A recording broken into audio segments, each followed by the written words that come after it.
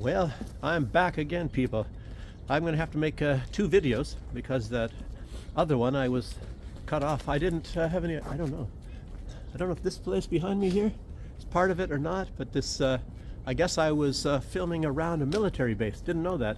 You know, you can film anywhere in Belarus, but I wasn't on the military base. And probably I'm allowed to film outside of the military base, but not inside of the military base. But I'm not going to sit there and argue with the guy. But, you know, that's understandable. And, you know, very nice young guy. And, you know, he had to call me in and write down some information, that sort of a deal. But no problem, no problem. I wonder if they have a record on me. It's been happening to me like maybe the 3rd or 4th time. And I don't know, who knows? Partly, you know, you'd think since I'm from the United States that I would have a double negative against me.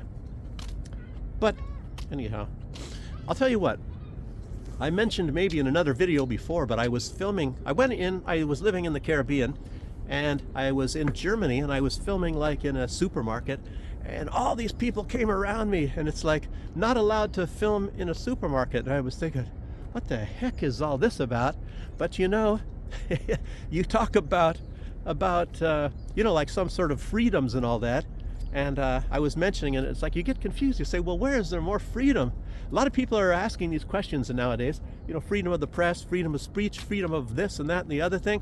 And it starts to become very clear that there's more freedom over here in these areas where, you know, that our politicians, you know, they get up on television and say, these people don't have any freedom over there, oppressive and authoritarian regimes and all that, blah, blah, blah, blah, blah. But, you know, this country I'm living in right now, you know, Lukashenko is the president, and he admits to being somewhat authoritarian, and in a lot of ways, you know, maybe he is. But it's like if you lived in the United States, of course, and if you lived over here and you lived in Germany and maybe other places, it's very strange. And even you talk to a lot of other, you know, people like students. I have students in the class that I'm in, and they feel more free and more at ease in this country, much more so than they do in all those Western countries.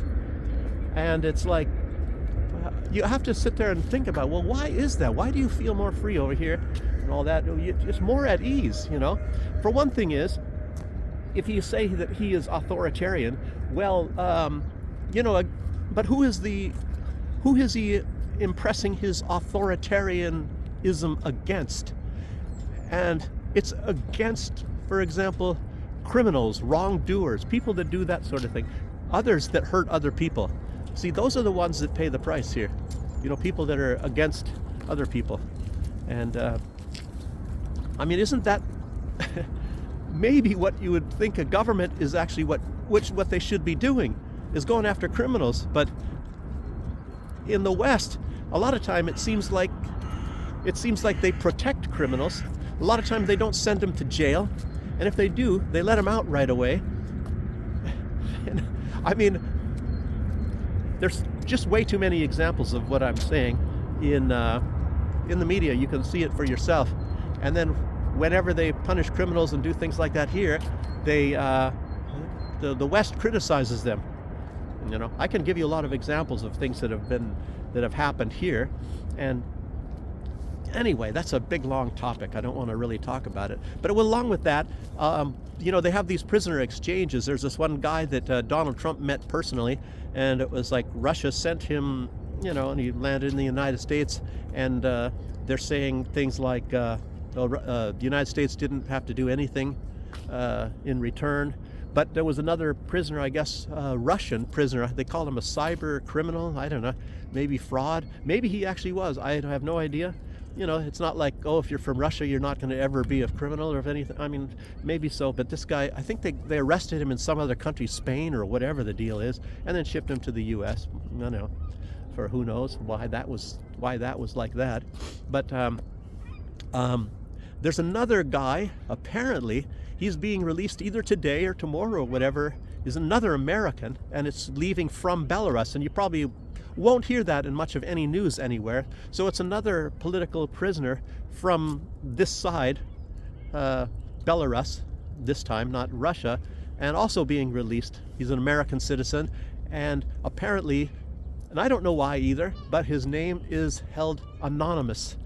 I don't know who ordered that, why that is, but at least till this time, maybe it will be released at some point in time, his name. Maybe the news won't even be released that Belarus is releasing some U.S. citizen as well. So we'll find out. We'll find out that we won't find out, possibly. So, okay, I was going to talk about it when that soldier came up. Apparently what I was filming, it wasn't a military base actually, but it was some sort of thing anyway, and I'm not allowed to film something related. Who knows? I could make up all kinds of crazy crap anyway. But what I was going to talk about next was, and I mentioned this earlier about salaries. You know, some people getting these salaries, and it was Anthony Fauci. A lot of things have been found out about Anthony Fauci. A lot of this stuff has been revealed now. All kinds of things, you know, with Elon Musk. I tell you what, that's like I said, I mentioned that video with Rob Schneider saying, "This is a message for you from the American people, Elon Musk." Thank you. Do it. Keep doing it. Continue. Keep going. Do more. You know, exposing a lot of this corruption. So this one was, you know, Anthony Fauci. I was starting to say that over there. He's acting like, oh, I didn't get a payment for it. I didn't really have any, you know, blah, blah, blah. And with all that fun that was caused me to even be moving over here. And it turns out Anthony Fauci, he made a bundle. Apparently, maybe his total reward might be approaching within this time, starting at the end of 2019 up into maybe through 2021. He got like almost $10 million altogether, notwithstanding the fact that his salary from the government, from the U.S. government, is a higher salary than what the President of the United States gets. I think the United States President, and I think the amount has not gone up for a long time, even if I don't know if Donald Trump is still giving his salary away to charities and different organizations or whatever, but apparently it's supposed to be like $400,000 a year. And obviously, when you look at benefits, Obama took vastly, vastly more than that. Far, far, far more. Obama, and I don't really know. I don't really know how they do this, but you know, you get a salary. And I know that in the country that I was living in St. Vincent and the Grenadines, these people have this salary, a lot of these government officials, and how they make up for that is when they go on trips, for example, they get a per diem or whatever like that, and the money they get for certain other things is more than what their salary is. I mean, that's very easy. There's ways to, you know, for corruption and to make it look like, oh, my salary is only this amount, and but then they're actually, you know, raking in lots of other bucks, you know, from the government themselves, as well as all sorts of other things. And Anthony Fauci, I don't know if I wrote down all this stuff. Let's see here. So, the NIH, National Institute of Health, they released official records of him getting $5 million just from that institution. And I mentioned the 480 million, thousand he was getting every year from the United States government. And it doesn't include this. He got from the Dan David Foundation of Israel. They gave him $901,000, nearly $1 million there. And he got other groups and all kinds of other money from other places. So Anthony Fauci, he made a bundle. He made a bundle of money. So it's like, oh, poor Anthony Fauci. So just so you guys know, that was something that was also recently uncovered. And let's see, how much more news do I have here? Oh, Trump, you know, he was doing a press conference, I guess, from the Oval Office. And one of the questions was, and it's very telling, they said Trump was asked if, you know, with these negotiations coming up, of course this one between Putin and Trump in Saudi Arabia will only be an initial meeting, and of course other negotiations are going to be coming up after that. It's not the purpose of of them going to Saudi Arabia, in other words. But somebody asked him if Trump thought that Ukraine, let's see, how does it, was an equal member of the negotiations for this peace. And Trump was like, didn't really know. You can see the look on his face if you find the video. And he said, oh, that's a very good question. So in other words, that means no. That's a very clear no. They are not going to be equal in the negotiations for peace for Ukraine itself, which they shouldn't be, because, for example, Russia has already put out that Zelensky is an illegitimate leader. He did not hold elections, and there is nothing in their constitution that allows him to be in control of Ukraine right now. And they said the basis of their decision of not wanting to do with Zelensky is because if they make a peace, if a peace agreement is, gosh, you guys can't see me, if a peace agreement is negotiated and Zelensky signs it, it's null and void because he's not the leader of Ukraine officially. And if you think afterwards, whatever is written in this peace agreement, it can be disregarded. And they can do whatever they want. They can completely disregard it, not follow anything, any tenets of it whatsoever, because it was not signed by the leader of Ukraine, in other words. And that is their reasoning for not wanting to do it, to sign it or be involved with Zelensky. They said they will deal with Zelensky, they'll talk with Zelensky, and they can negotiate things, but they won't sign this peace treaty with Zelensky as being the signator on that for Ukraine, unless, and that's why also in this meeting with the reporters, Donald Trump was saying, that Zelensky has to hold an election. So that's the whole impetus behind all of that, and makes you wonder if before any kind of a peace agreement can possibly be signed, Zelensky has to either have an election, or it's going to have to be maybe the president of the Rada, which is the government of Ukraine, that has to sign that. So we'll see. Okay. And you also have to take into account, looking at, for example, there was this, the Minsk Accords. I mentioned that in the last video too. It was signed, of course, by Russia, and it was signed by Ukraine, the real leader of Ukraine, and it was ratified by Germany and France, and then it was again ratified by the United Nations, and then they just decided they're not going to pay any attention to it. And they said they're just going to use it as a, what do they call it, as to buy time for them to arm Ukraine. So, to pump them full of weapons, and of course that's exactly what happened. And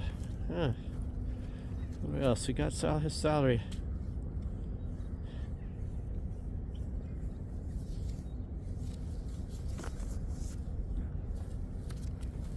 And there's another, it's a rumor, and I was kind of believing in it as well, because you hear this from officials in the U.S. government that they, and a lot of people, that they've already cut off aid to Ukraine, that Trump has done it.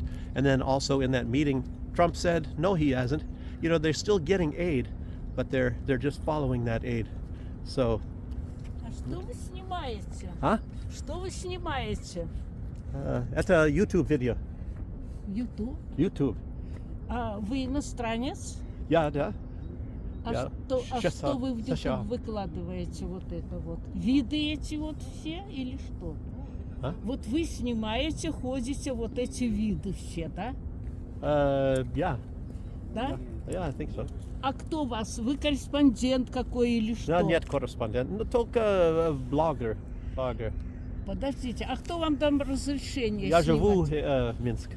Живете в Минске? Я иностранный, но я живу в Минске.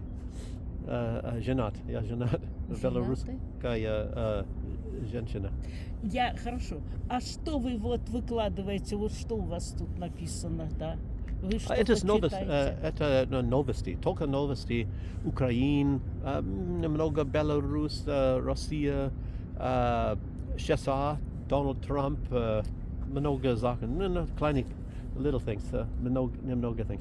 А не для Украины ли вы это Я всё? нет, Да? Украина. Сейчас, США. Я говорю о Украине, войны там, so. Ну да, для Украины Немного. снимаете наши виды и посылаете туда, да? Для Украины снимаете вот наши эти виды, все, и Украину посылаете, да? Я не понимаю, я... Да. So. Ну, надо, чтобы вами заинтересовались, да. Okay. Да. Okay. Bye-bye.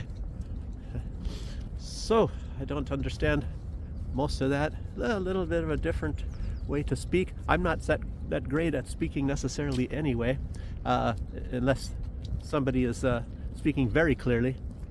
I could understand probably more, but you know, anyway. So let's keep going here. There is one part about that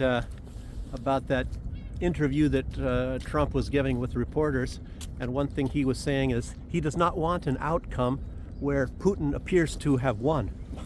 So it's like almost admitting that it's all about ego.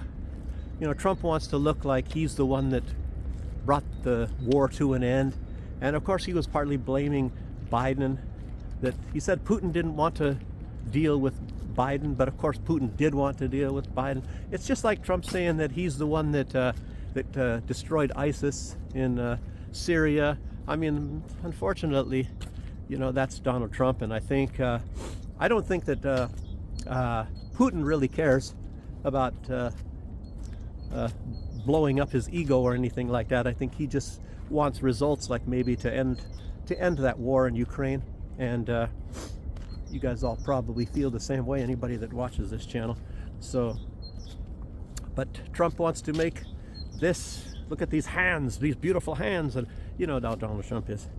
So, but Donald Trump does a lot of good things, and at least he's not like out to really screw people over, you know, like a lot of other politicians. Joe Biden was out for himself and for all of his political donors and all that, and he doesn't, a lot of these people, like even Zelensky, most of these politicians, and I don't even really know why, but these people, they don't care about other people except for their friends, their family, their buddies, and all their political donors, and they're out just for themselves and those people, and they're not really out to do anything good, you know. And that's one reason why I like, you know, maybe living in Belarus, and you see like even Putin in a lot of these countries, some of these leaders, they care far more about their people than in these Western countries.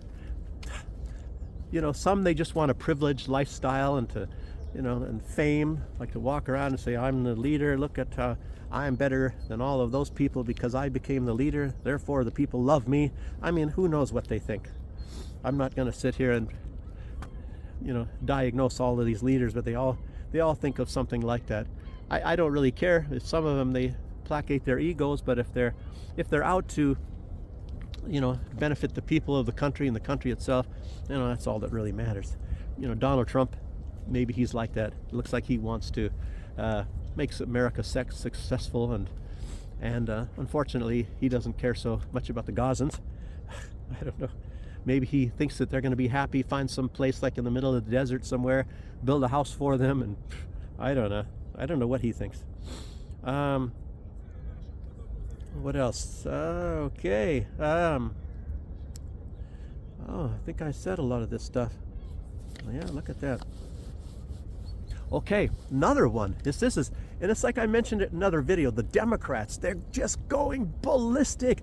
They hate Elon Musk like it's nobody's business. You know, they really, really hate him because he's exposing how vastly corrupt these people are. Most of them, of course, are Democrats, and I'm sure there are some Republicans, not just, like I said, to mention just a few, like Liz Cheney or what's his name, old Mitt Romney, rhinos, you know, Republican in name only, mentioned it already.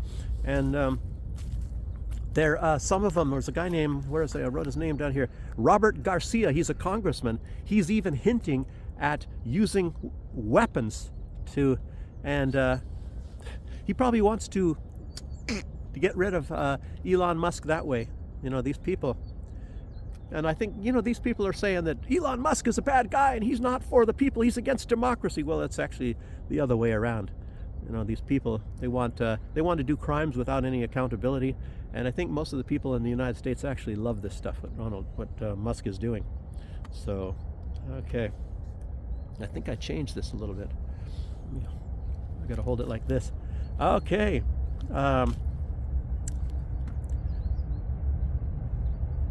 Yes. I was mentioning Tulsi Gabbard, and this is about the end of my video, but it's they still have her. The Ukrainians still have her on their kill list, and it's the kill list. I guess it's a site, and it's called the Miratovets,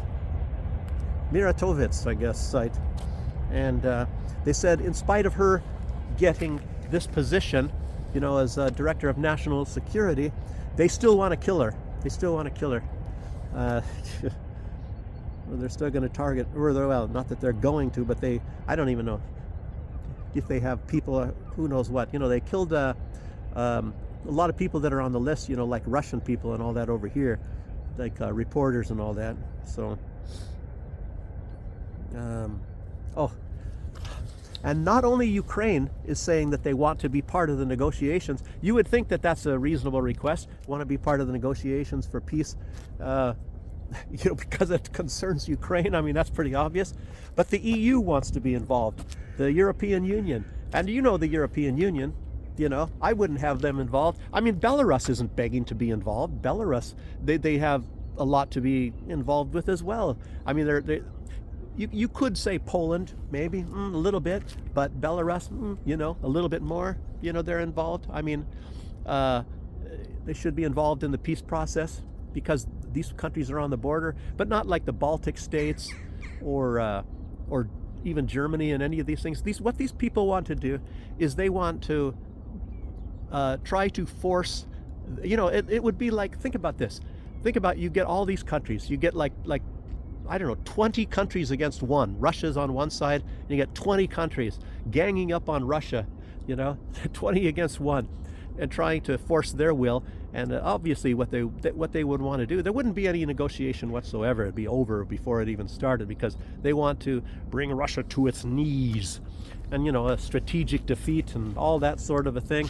And if you have the United States and Russia alone without Ukraine, because Ukraine says, well, that's our territory, we want our territory. But of course, obviously, and not Donald Trump, but the previous leaders of the United States, this was pushed upon Russia by them. It was provoked by them and the Banderites, the Nazis. So thinking that they're going to roll over, get Russia, and whatever, and take this Donbass, these people, they were killing these people beforehand. So, and Russia was there to protect people, and Ukraine was there just to, to take over. That's where a lot of the factories and the money that was made in Ukraine is from the Donbass area and all that. And the tourism, of course, is the Crimea. So that's what they wanted. And there wasn't really that much, I think, in the western parts of Ukraine. They do have things, but not so much. And they wanted control over all this sort of a thing anyway. The Ukrainians, everything in the eastern part. And not to mention the fact that these are ethnic Russians, and they basically said you're not allowed to speak Russian anymore. Made it outlawed, even though they speak Russian in the government and everything. I mean, on and on. But they just hate those people and say, well, we're Ukrainians, so we're superior, even though they're not any different than the Russians. Just happen to occupy a different part in the geography there. And I don't know, some guy creeping up behind me here. I don't know. But anyway, the government of Ukraine, they don't deserve a part in the negotiations as far as I'm concerned anyway, because look at what they thrusted upon those people over there. Russia went over there to protect them, and then it was the United States, of course, that led on all of this stuff anyway, and encouraged these people, the Banderites, to go against Russia, because the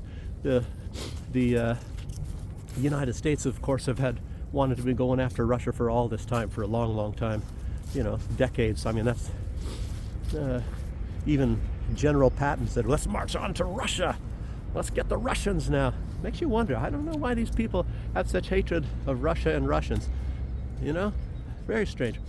Anyway, if they let me in on these negotiations, I would bring a good negotiation. I tell you what, but that's not going to happen. I should even make a video on saying what I would be saying if I was involved in these negotiations.